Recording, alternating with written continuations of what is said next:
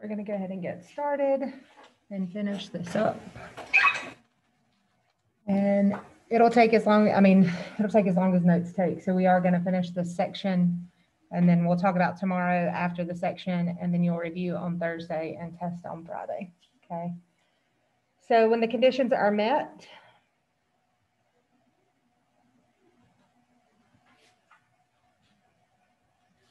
we can test a claim about a population. And remember, we're dealing with means for this. Let me pop that up so you guys can see it. We're dealing with means in this section. Using a one sample t-test for a mean.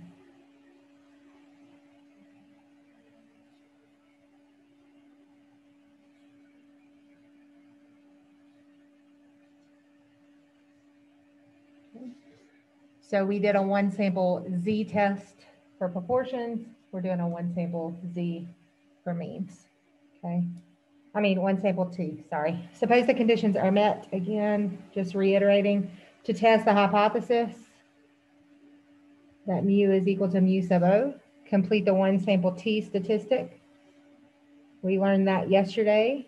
That's gonna be your X bar minus your mu sub O over the sample standard deviation over the square root of n. And then we found the p-value by calculating the probability of getting a t statistic this large or larger in the direction specified by the alternative hypothesis H sub A in a t distribution with degrees of freedom n-1. So we've already seen that over and over again.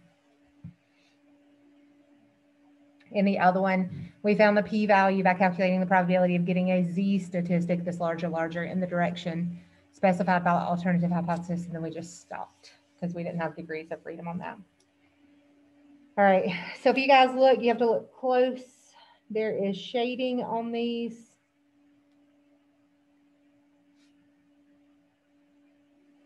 So the first two are one-sided and the last one is two-sided. And this little dot that you see here is a T.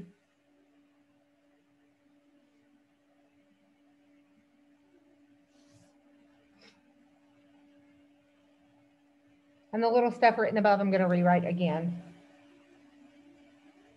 So this is the alternative that mu is greater than mu sub O. So it's going to be to the right side. The next one is less than mu sub O. That would be the left side. And then the last one, remember, the two-sided is not equal. Sorry, that should be mu sub O. It looks terrible.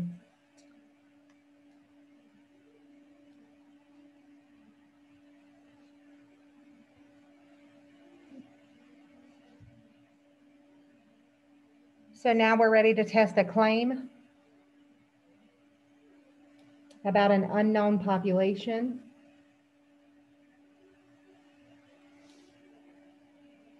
And again, we're dealing with means.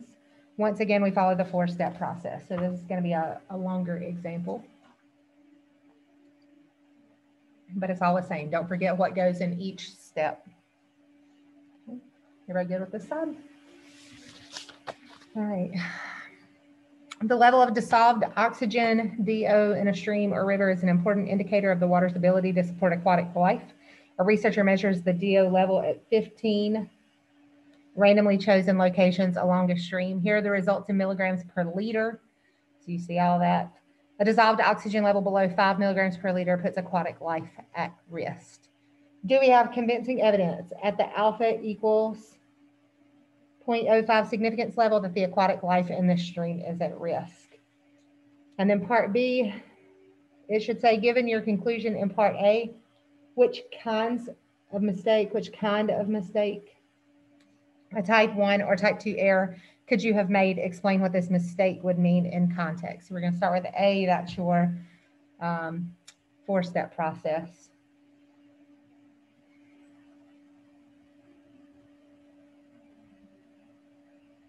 So what do we put in our state?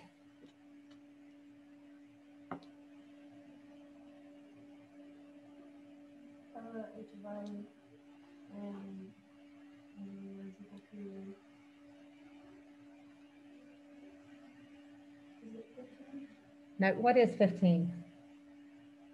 That's the number. Yeah, that's your N, right. So what do we want our level to be, our aquatic level? 5. We want it to be 5.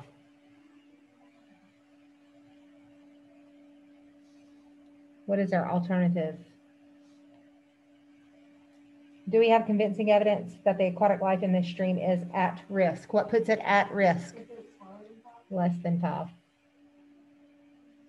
And then don't forget to define your parameter as well as your alpha level. And what is mu?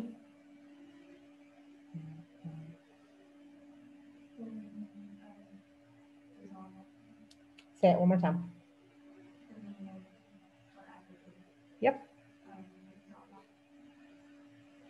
In the stream, blah, blah, blah, blah, blah. Okay. If it's stated in the probability, you have to put what Yes. alpha level is. Yeah.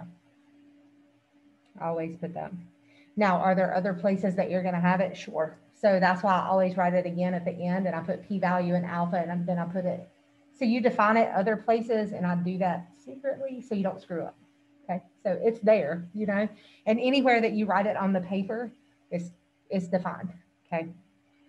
All right. So then plan. What do we have to do in the plan? You're going to tell what kind of test or whatever your procedure is that you're doing, and then you need to check your conditions. So what are we going to do on this one? One sample what? T. What do we just say? Test of means. If conditions are met.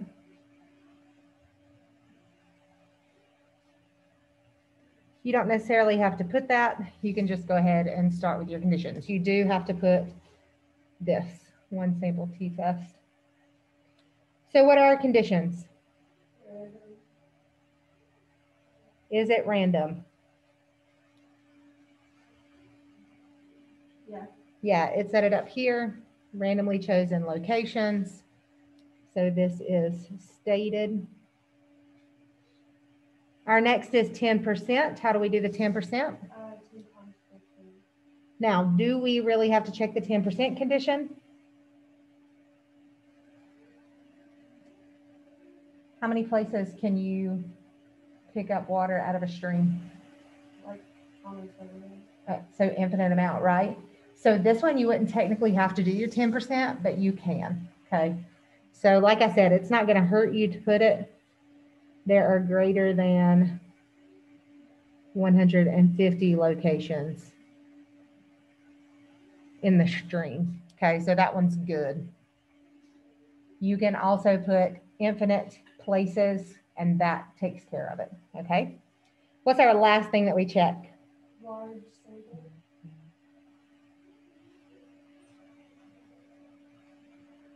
Large sample or normal. So if we don't have a large sample, then we'll have to check to see if it's normal by graphing. All right, so your large sample, what was our sample? 50. What's wrong with that? Less than 30. So it fails, so what do we have to do? Graph. Graph. So we're gonna put it in our calculator.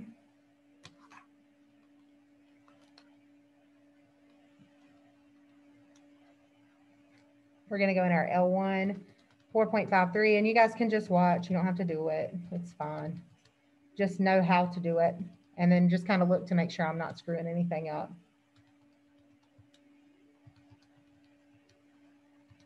And if I do, yell at me.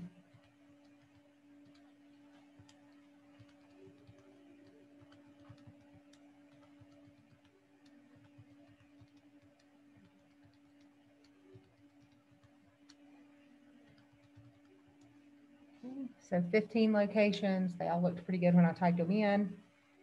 We're going to go to our stat plot. We're going to turn it on. We're going to make it a modified box plot. And then we're going to zoom 9 it. Let me make sure nothing's in y equals. I thought there was something in there. Zoom 9 it. And what do you see and not see? It's normal. There's no outlines. Not normal, but Symmetrical. approximately symmetric. Or roughly symmetric, however you want to say it. No outliers. You want to make sure that you write all your values. So 2.87, 4.13, 4.83, 5.5, and 6.38. So this means we assume normality. And again, this can be anywhere on your paper. That's why I'm writing it really small to the side. That is perfect. It doesn't matter. There's no rhyme or reason as long as it's on there.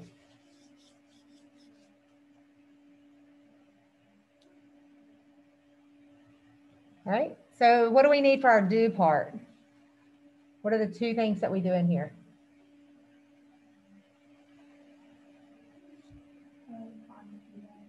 Before I do that, what do I have to have? I need to have t and then the p-value. So in the other ones, proportions, we had to have z and then the p-value. So in this one, we're going to do t, and that's the formula that we just wrote a minute ago. X bar minus mu sub o over the sample standard deviation, square root of n. Writing this formula defines your variable, so you don't have to rewrite that out. How do we find x bar?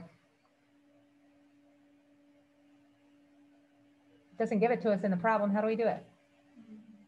Yep. How do we use our calculator? So I already put that data in. So I go to stat calc 1 bar stats, L1, calculate it, and I get 4.77. I would try to go 3 or 4 decimal places. 4 would suffice and be perfect. That way you're going to be close to what they did. So 4.7713 minus, what was our mu sub o? 5 over our sample standard deviation. What was that?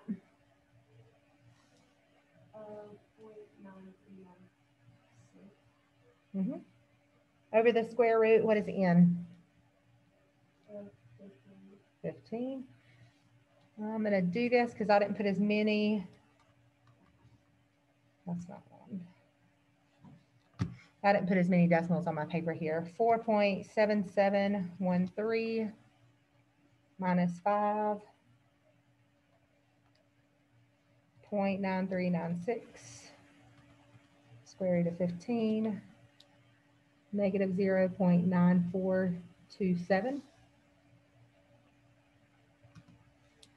So how do we find our p-value? And we're going to do our lower. So second bars, TCDF. What's our lower? If we look at our alternative, it's less than 5. So what is our probability going to be right here? It's going to be the probability that t is less than this right here. So what's our lower going to be? What's our upper going to be? Be careful. Negative. And then what is our degrees of freedom? 14. So negative 10,000, negative 0.9427, degrees of freedom are 14. I'm going to paste it in there. And my p-value is 0.1809.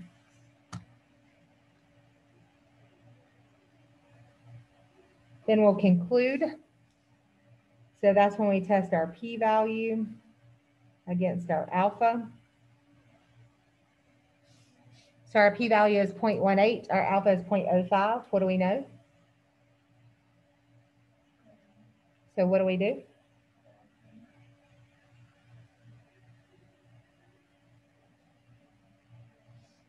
So what does that mean?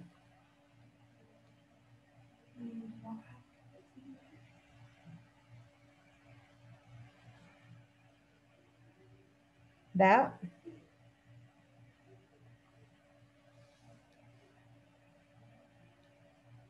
what? The average what? Mm-hmm. And the water is less than 5.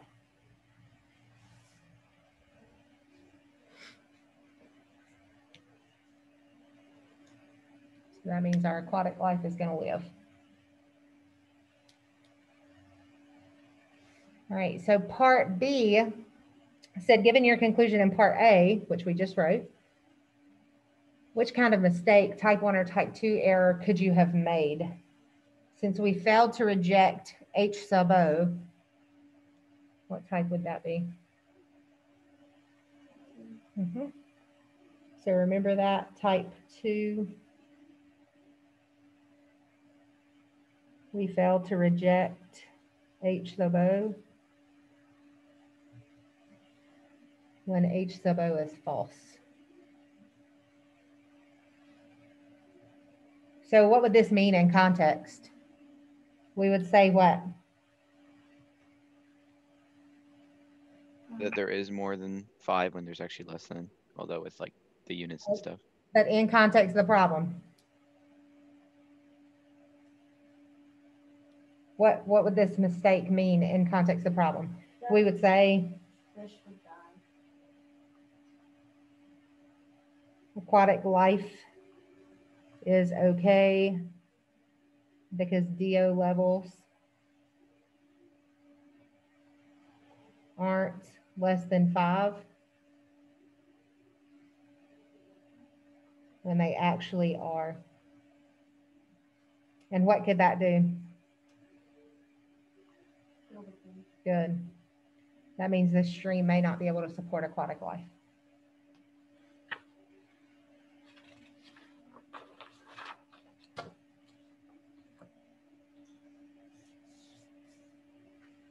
All right, just one more thing. If you ever get this problem like on your test and you're not sure if it's a mean or a proportion, obviously if they give you data, but also when you guys see this, you should know that's like your slope, your rate of change, your mean. Anything is going to be an average. Okay, so just watch that per liter, per whatever. All right. Because the T procedures are so common, all statistic software packages will do the calculations for you. The figure below shows the output for Minitab for the one sample t-test.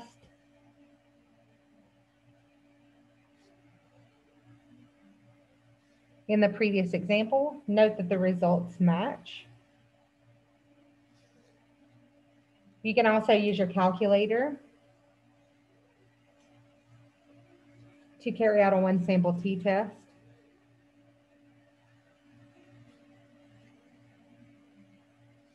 But be sure to read the AP exam tip at the end of the technology corner. Same thing, just make sure you define everything, okay? So a one sample t-test for a mean on the calculator, this is the same data that we just did just a second ago. It's just an output of some statistical stuff. So we're gonna go into stat and tests. And you can see that there is a t-test right there. We have our data in, so you want to pick data. It's just like the last time when we talked about this. What was our mu sub O? Mm-hmm. We have our list was L1. Our frequency is 1. It only happens one time. And then this is your alternative. Which was our alternative? Less. Mm-hmm. Okay. So list was L1. Frequency was 1. And then we want mu less than mu sub O. So we'll highlight that. And then we'll calculate. And remember, draw will just show you the curve. So you guys will see all of your values. Here's your T that we came up with. Here's your P value. And then there's your other two values, your X bar and your S sub X. So you can use your calculator, but just make sure you still do like your T formula and your whatever for your P, okay? So please make sure that you do that.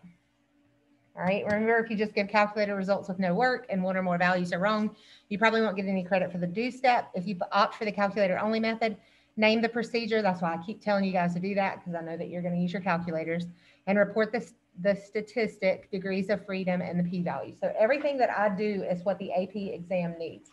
So if you will follow what I have, that's why I keep taking points off for it, is because you're not going to get your full credit on your AP exam if you don't do what what I'm showing you. Okay. Now, when you do this part, let me get my paper right. When you do this part and you're doing it in the calculator, you don't have to show this. Okay, so this part is not necessary. If you happen to do all that in the calculator, you write this formula, you write the calculator output that it gives you, and that's all you need. But I just like doing it by hand. Okay, so it's up to you, whatever you want to do. All right, check your understanding. Here's some crappy data. If you guys are okay, I'm just going to let you trust me and not put this in, okay? So I'm going to show you exactly what everything is. So do these data provide convincing evidence that the alpha equals 0.05 significance level in support of the professor's suspicion? So the college professor suspects that students at his high school are getting less than 8 hours of sleep a night. On average, there's your average, so you know its means. To test his belief, the professor asked a random sample of 28 students, how much sleep did you get last night? And then here's the data, okay? So let's start with our state. What do we need in there?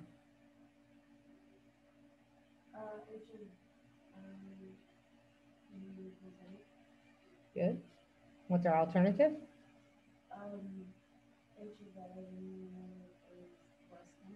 Mm-hmm. And then make sure that you define mu. What's mu?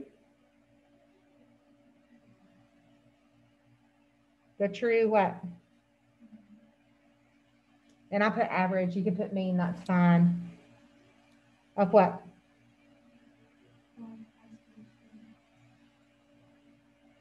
True average. Hours of sleep.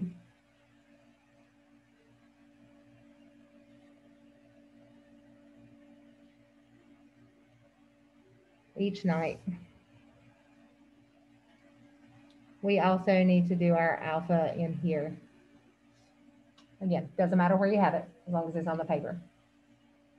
If you wrote it up here in the margins, they count everything that you write. Realize that if you write something incorrect, no matter where it's at, they're going to count it as part of the problem.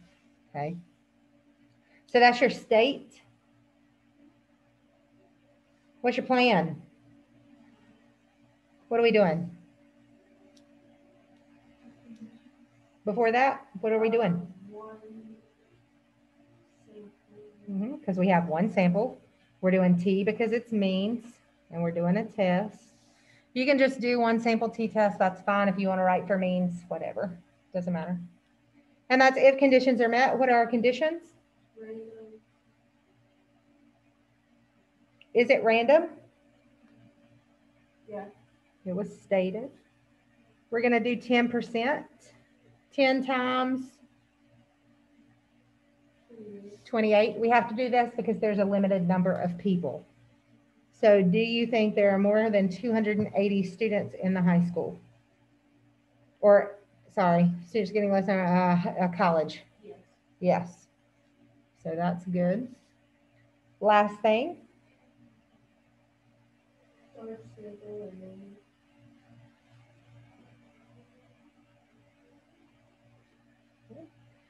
Our sample was 28, so it fails because it should be greater than 30.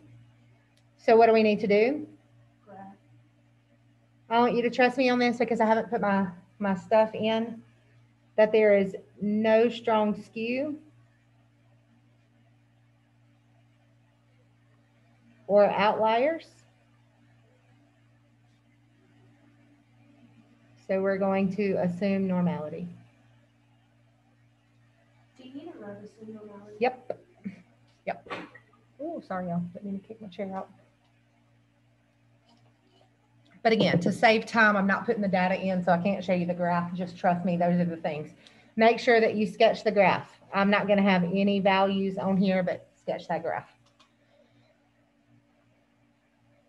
What do we need in the do part? The t-test. Mm-hmm. So the T formula looks like this. And then we need the p-value. You guys can do this in your calculator. I do not have the data in, but remember, that's what I'm saying is you can do your stat test, t-test right here, click that data and whatever else you need, and then just copy everything down. As long as you have this formula, you're okay. All right. I'm going to let you know that your X bar is 6.643. Our mu sub O was 8. Our standard deviation is 1.981. And then our N was 28.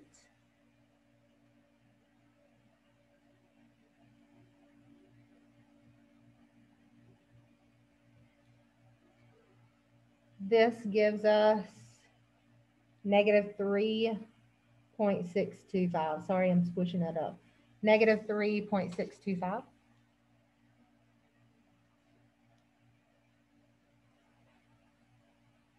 So to find our p-value, TCDF, we said less than, so we need less than negative 3.625. So what is my lower? Yep. My upper? Negative 3.65. Right here, you'll define your degrees of freedom. What are they? 527. Perfect. So then your p-value is going to end up being 0.0006.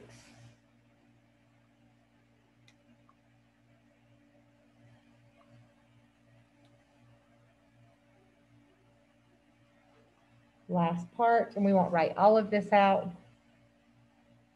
We're going to compare our p-value to our alpha. Our p-value is 0.0006. How does that compare to alpha? Alpha is greater than. So it's going to eat the alpha. So p-value is less than alpha means we do what?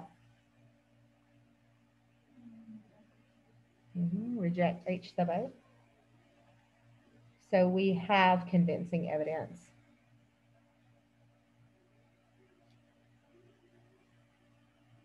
And just for lack of time, we're going to make it a little shorter.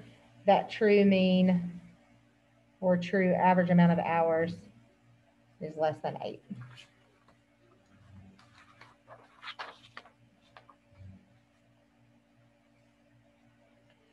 So then what we're going to do next is a two-sided test. And again, this one gives you the data, so you're good to go. You don't have to plug it in. All right. What's the difference in a two-sided test? And don't tell me it's two-sided. Tell me what the difference is in the calculations that you do. Good. So two-sided, we need to make sure we multiply the p-value by 2. So now let's look at an example involving a two-sided test. All right, we're going back to the pineapple company. The weight of the pineapples harvested from one large field was 31 ounces. They were trying to see if they grow different. They weighed a random sample of 50 from this year's crop. They have the output. We're going to talk about that output in a minute. Do these data give convincing evidence that the mean weight of the pineapples produced in the field has changed? It says has changed. It didn't say are less than or greater than, so be smart about that. That's how you know it's two-sided. And then can we conclude that the different irrigation system cause a change in the mean weight of pineapples produced? So we'll talk about part B in just a minute. Part A is all the state plan do conclude. Okay, so what is our H sub O? If mu is probably, H sub A, it's not equal to good. What about our alpha in this case?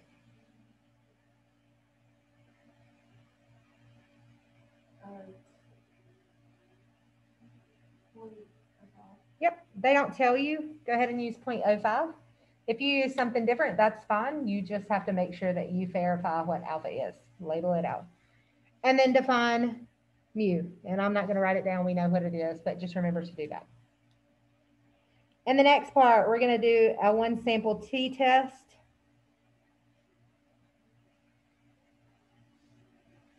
If everything is met. So the first one is random. Was it random?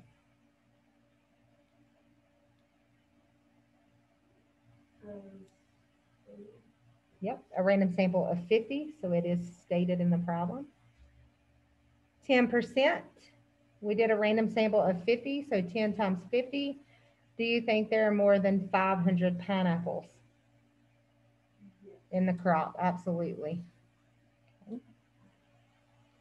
And then the last is your large sample or your normal. And luckily our large sample was 50, which is greater than or equal to 30, so we do not have to graph it. Okay, it's already normal.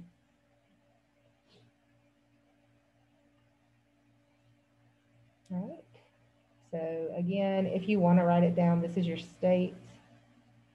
This is your plan. We're at the do part. We need to find our t value, x bar minus u sub 0, sample standard deviation over the square root of n.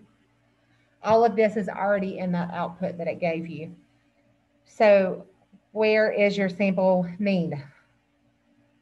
Where do you find it? In this chart. Is it SE? What is it?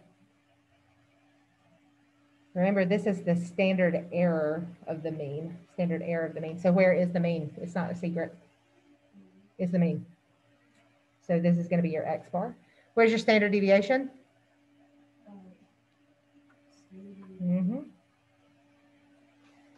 And the rest, standard error of the mean, you don't really use. Here's your n of 50. This is your minimum, Q1, median, Q3, maximum. So if we had to graph it out, they already gave it to you and you don't have to put your data in.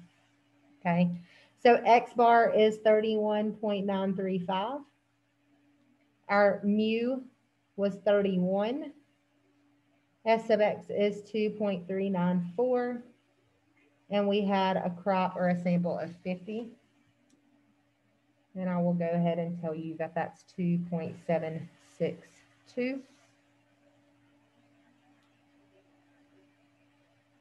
You need to find your p-value, TCDF. We want it in the either range. Remember, you can pick either one. So you can pick the positive or the negative. Since we have the positive, we want t greater than or equal to 2.762. Okay, so if you have to write that out to understand that, that's fine. But remember, it's a two-sided, so in a minute, we have to multiply by 2. All right, so what's your lower going to be? What's your upper going to be? And then your degrees of freedom is going to be 49.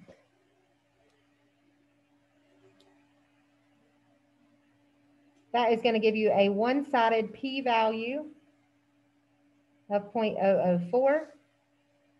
So what do we have to do to that? Which gives us 0.008.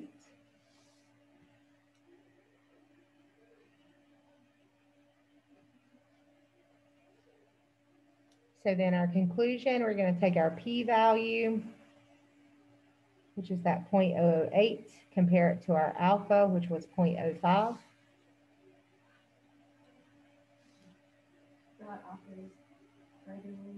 So the p-value is less than alpha, which means the same thing that we just did. Reject H sub O. So that would be we have convincing evidence. Okay, and we won't go into all of it. You know how to write it. So we do have convincing evidence that it is different.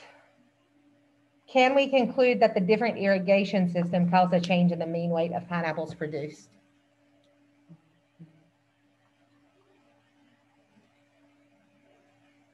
Yes or no?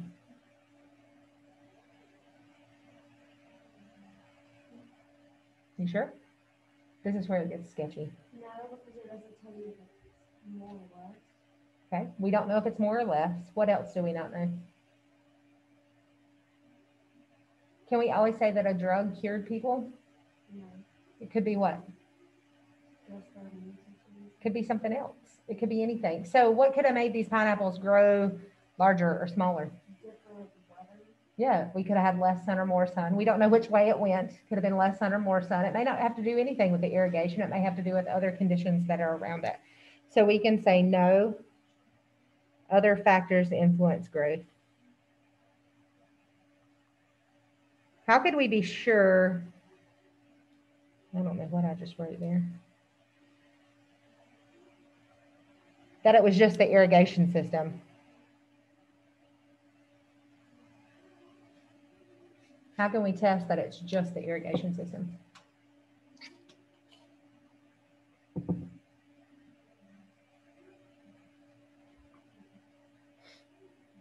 Make sure like the experiment would have like the same factors in it. Do you know what that word is?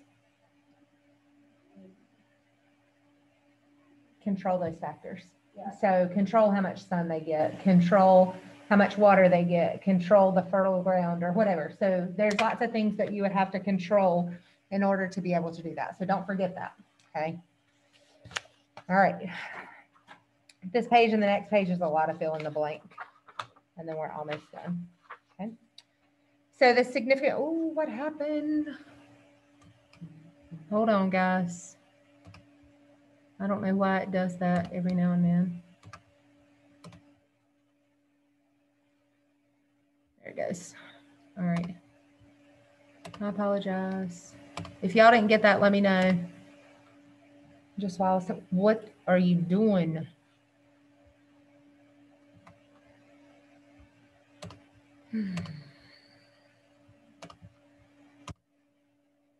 Y'all see it working, right? Y'all see it working? Okay. And then it stopped. I don't know what it's doing. Y'all honestly don't know what's going on. Let me unplug it for a minute. Put it back up. I apologize. Let's see if it stays on forever. Try again. All right, we're going to keep trying. All right. The significance test in the previous example gives convincing evidence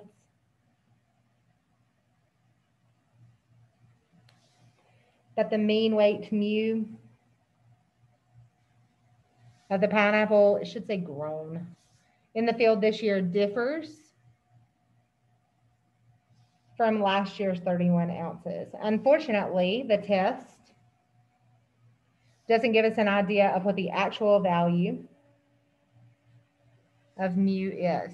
For that, we need a confidence interval. So we talked about this at the end of 9.2. I'm putting that confidence interval in. So we're combining chapter 8 and chapter 9.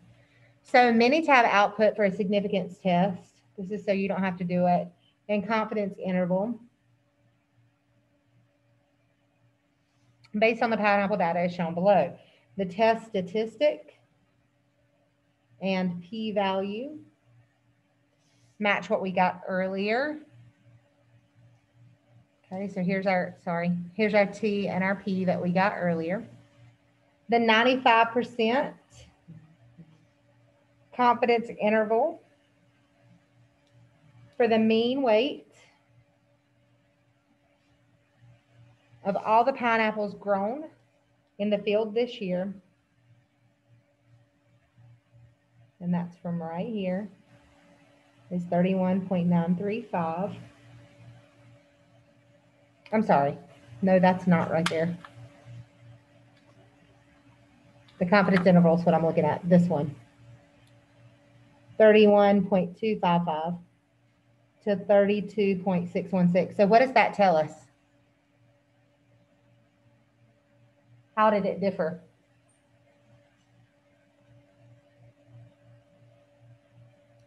How did it differ? Yeah, they're bigger. So we are 95% confident that the interval captures the true mean weight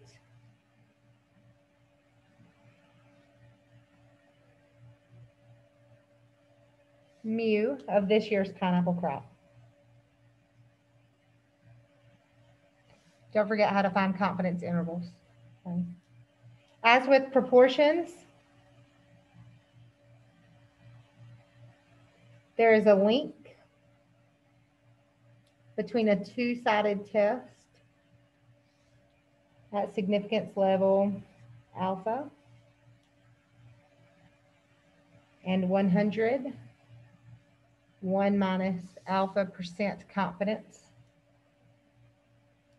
interval for a proportion mean mu.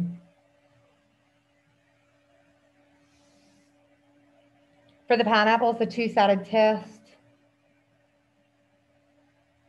at alpha equals 0.05 rejects H sub O that says mu is equal to 31 in favor of the alternate that said mu differed from 31 or not equal to 31. The corresponding 95% confidence interval does not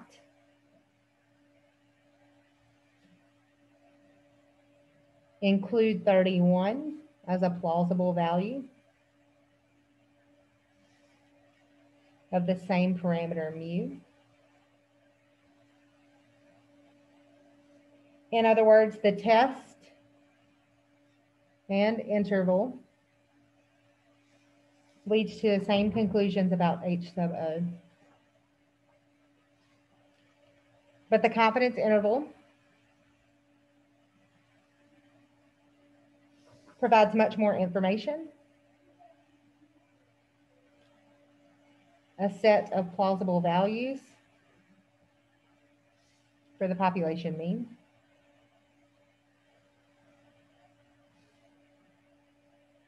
they're in the boiler room. You just have to wait. I didn't get them out.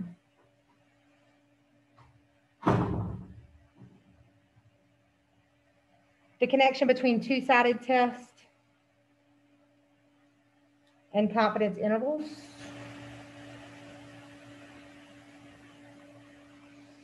is even stronger for means.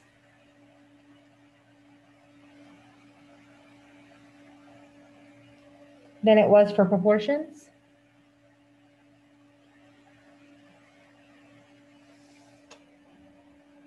That's because both inference methods for means use the standard error of X bar in the calculations.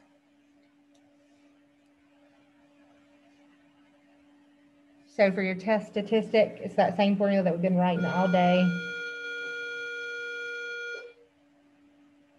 But for the confidence interval, that's what it's saying. It uses X bar and that T star S sub X square root of n.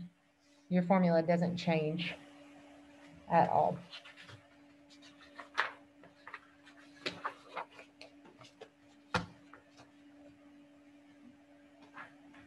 One more page, and then I'm going to make you do the check your understanding for your homework.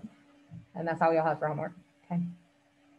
So let's get this fill in the blank done, and then I'll make a Dropbox for today. And then tomorrow, instead of an Albert, I'll give you like for real homework from your book. Okay. All right. When the two-sided significance test at the level alpha rejects H sub O, which is mu equal to mu sub mo, the 100 times 1 minus alpha percent confidence interval for mu will not contain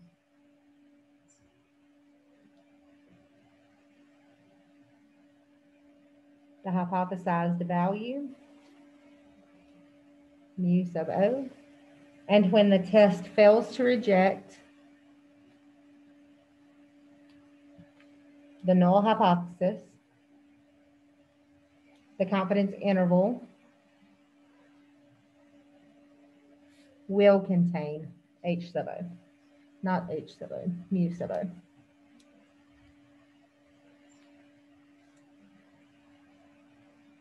So is there a connection between one-sided tests and confidence intervals for a population mean? As you might expect, the answer is yes. But the link is more complicated.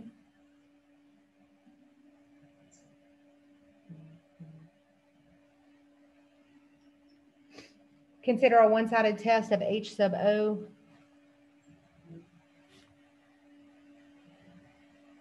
where mu is equal to 10 versus the H sub A when mu is greater than 10 based on an SRS of 30 observations with degrees of freedom equal to 29. Table B said that the test will reject H sub O at the alpha equals 0.05 if the test statistic T is greater than 1.699. So for this to happen, the sample mean X bar would have to exceed mu sub O equals 10 by more than 1.699 standardized units. Table B also shows that T star equal to 1.699 is the critical value for a 90% confidence interval. That is, a 90% confidence interval will extend 1.699 standardized units on either side of the sample mean X bar. If X bar exceeds 10 by more than 1.699 standardized units, the resulting interval will not include 10. So that means the one-sided test will reject H sub O where mu is equal to 10. So there's your link in a nutshell. Our one-sided test at alpha equals 0.05 gives us the same conclusion about H sub O as a 90% confidence interval for mu. Oops, sorry, y'all.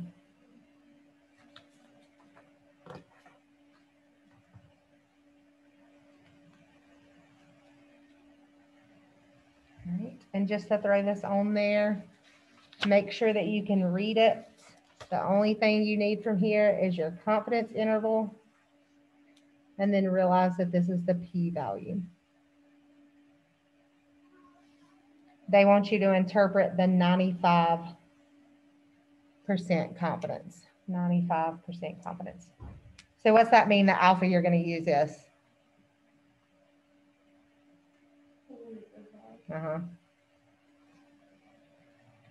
And then this won't take you long at all. It's asking you to compare. It's not a state plan do conclude. Just go ahead and compare your p-value to your alpha, which is right here. And then in 2 says just interpret the interval, confidence interval. So we are 95% confident that the interval contains the true mean, blah, blah, blah, blah, blah. Got it? Can you show the problem for 1 second? Thank you. You're welcome. Is everybody good? All right. So that's it. I'm going to stop sharing, stop recording.